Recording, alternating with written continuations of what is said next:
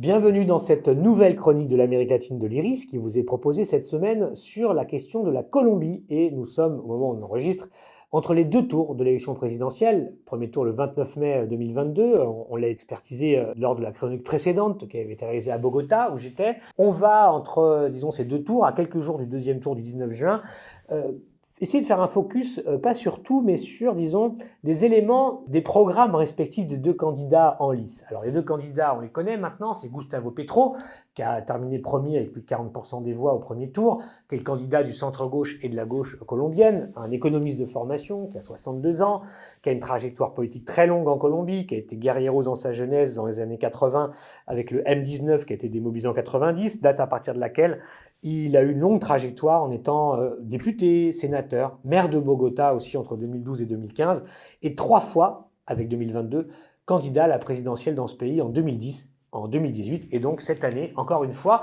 jamais n'a été aussi près de la victoire, mais cette dernière est encore très très loin de lui être acquise, si on s'en réfère en tout cas aux enquêtes sondagières qui montrent que vraiment ça va se jouer dans un mouchoir de poche. Certains sondages donnent 49 et quelques à l'un, 49 et quelques à l'autre, d'autres 50,5 à Petro et 48 ou 47 à M.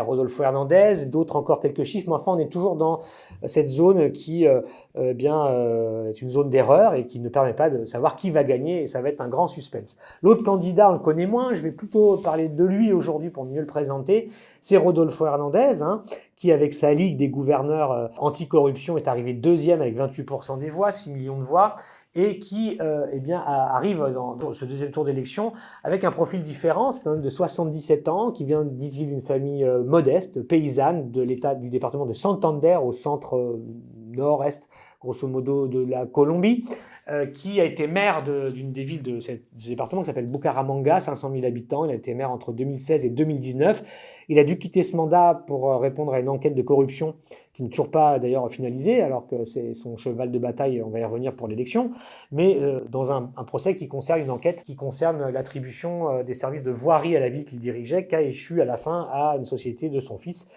par appel d'offres. Donc c'est vrai que ça mérite minimalement une enquête, cette affaire-là, qui est en cours. En tout cas, cet homme de 77 ans a fait fortune, c'est un millionnaire. Il a fait fortune après avoir suivi des études d'ingénieur en construction civile dans la construction de programmes de logements sociaux, voilà. Et c'est comme ça qu'il est devenu riche. Il a 4 enfants et il a une femme pour vice-présidente, quand il était vice-présidente, qui s'appelle Marlene Castillo-Torres, qui est une des dirigeantes du système universitaire privé catholique. C'est une catholique militante, Madame Torres Castillo. Comme Gustavo Petro a aussi une femme comme candidate vice-présidente. Dans le cas colombien, les vice-présidents sont élus avec le président. Francia Marquez, afro-descendante du Pacifique, personnalité des mouvements sociaux très connue en Colombie pour M. Petro. Alors ce que je voudrais faire aujourd'hui, c'est finalement exposer un petit peu les deux visions qui président à l'élaboration des programmes des candidats respectifs. On va pas parler de tout, faute de temps. Je vais me concentrer sur les questions socio-économiques un petit peu et aussi évidemment de politique étrangère qui nous intéressent au premier plan. Alors, en fait, on est surpris de voir qu'au-delà du discours chez Rodolfo Hernandez sur l'anticorruption, sa matrice générale, c'est il faut changer la classe politique voleuse et qui vole l'argent public des Colombiens. Et quand on aura changé cette classe politique et qu'on la remplacera par une autre classe politique vertueuse, éthique, composée d'hommes et de femmes qui n'ont pas besoin de voler parce qu'ils ont déjà tout, comme lui, c'est son discours, eh bien, on va régler les problèmes de la société. La vision de M. Petro n'est pas celle-là du tout. C'est pour changer les problèmes de la société colombienne, il faut s'attaquer aux structures du modèle économique et social qui produisent ces fameux problèmes de pauvreté, d'inégalité, etc. Bien sûr, aussi de la question de la classe politique et de la corruption, mais la corruption, chez Gustavo Petro, est un élément de l'équation. Elle n'est pas simplement la seule cause qui explique les problèmes de la société colombienne.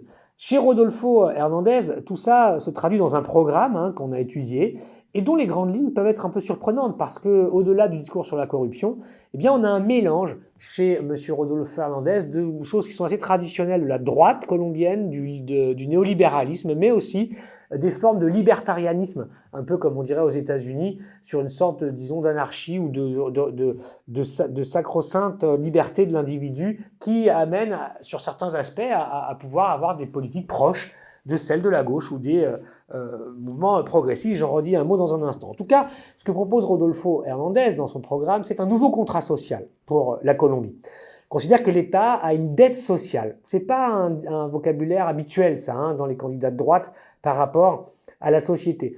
Il propose tout un tas de plans qui ne sont pas financés. On ne voit pas comment c'est financé et qu'est-ce qu'il met dedans pour les faire. Mais en tout cas, il dit que sur l'orientation, il veut en fait protéger eh bien, les classes les plus vulnérables, les plus fragiles de la société colombienne, à travers des programmes d'éducation, d'accès à l'éducation, de modernisation des universités, des écoles, un grand plan de logements sociaux. Bon, c'est un peu son métier au départ. Également, il veut donner une retraite à tous les Colombiens, quel que soit le travail qu'ils ont eu, ou s'ils ont été dans le secteur informel, ou s'ils ont atteint le nombre d'annuités nécessaires au vu du droit. Bref, quelle que soit votre situation, il promet disons, un revenu minimum vieillesse à tous les Colombiens. Alors, il faut comprendre qu'une situation de crise économique et sociale terrible traversée par la Colombie depuis le début des années 2010 et encore plus depuis la pandémie de Covid, il y a un discours qui peut toucher les classes populaires dans le sens où il leur propose vraiment une forme de protection. Bon, ça c'est quelque chose qui est important. Et puis en même temps, il reconnaît les droits des minorités sexuelles, les LGBT+, pour lesquels il reconnaît les droits, il propose des politiques d'insertion dans la vie publique, de représentation, de visibilisation finalement de ces populations. Ça renvoie un petit peu à la dimension libertarienne que je disais. Mais ce qui est important, c'est qu'il faut comprendre que dans la vision de M. Rodolfo Hernandez, cette protection ne vaut pas par transformation des structures qui font que ces gens sont dans ces conditions-là. Chez Rodolfo Hernandez, on ne cherche pas à modifier la propriété de la terre, on ne cherche pas à changer grosso modo le modèle économique, on veut un petit peu le moderniser, l'accompagner, le rendre plus humain. C'est ce que propose M. Hernandez, et comme Trump aux États-Unis, il propose aussi des formes de protectionnisme sectoriel, en particulier sur l'agriculture, où il veut protéger les agriculteurs de la concurrence de produits importés plus compétitifs, ce que peuvent produire les Colombiens. Donc on voit, c'est un programme d'une forme de droite, disons un peu autoritaire, mais qui a une dimension sociale sans remettre en cause, en fait, finalement, les structures de la société. C'est ce qu'on va trouver dans le programme de Petro. Par miroir inversé, c'est répondre au même problème mais en changeant les structures économiques, socio-économiques du pays. Alors chez Petro, ça veut dire il faut revoir la propriété de la terre, il faut sortir du modèle de développement colombien basé sur l'exploitation et l'exportation de ressources naturelles et de produits agricoles. Il veut sortir de cela, il veut interdire l'exploration de nouveaux champs pétrolifères, en particulier il refuse la technologie du fracking, ça c'est une chose sur laquelle il s'engage.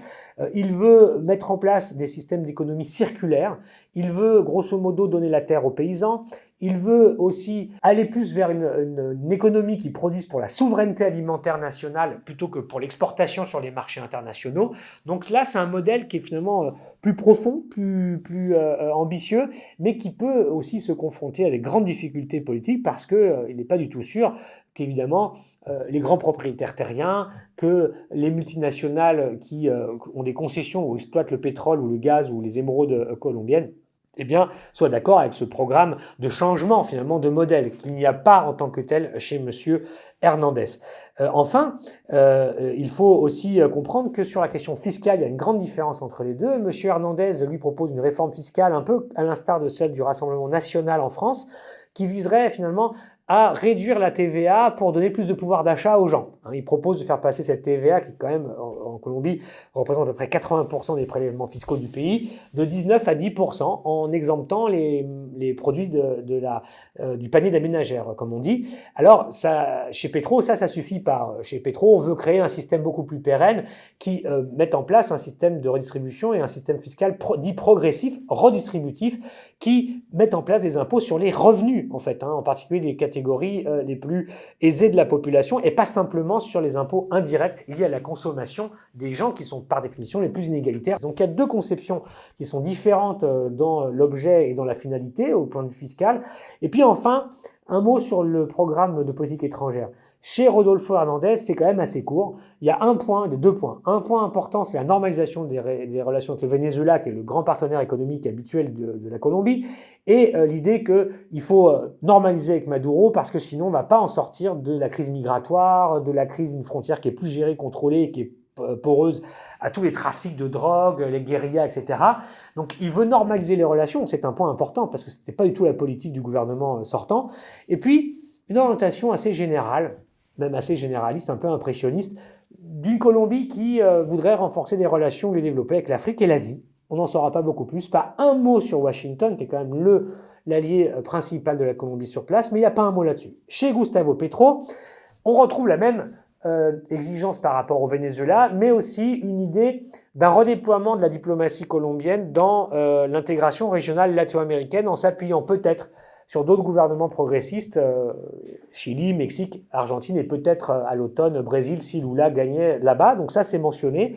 Et puis de bonnes relations avec Washington tout en disant qu'on veut assurer la souveraineté colombienne et qu'on veut revoir les politiques anti-drogue. Donc ça pour l'instant on ne va pas plus loin, mais c'est un souhait de rediscuter une politique dont l'élaboration est surtout faite jusqu'à aujourd'hui à Washington. Donc, voilà des différences sur la politique étrangère entre les deux candidats, mais ce n'est pas ce qui est au cœur de leurs programmes respectifs, surtout dans le cas de Rodolfo Hernandez. Voilà un petit peu quelques éléments pour peut-être saisir ce qui peut différencier ces deux candidats sur le fond dans une élection qui, encore une fois, reste très très incertaine et indécise et qui va l'être jusqu'au soir du résultat le 19 juin.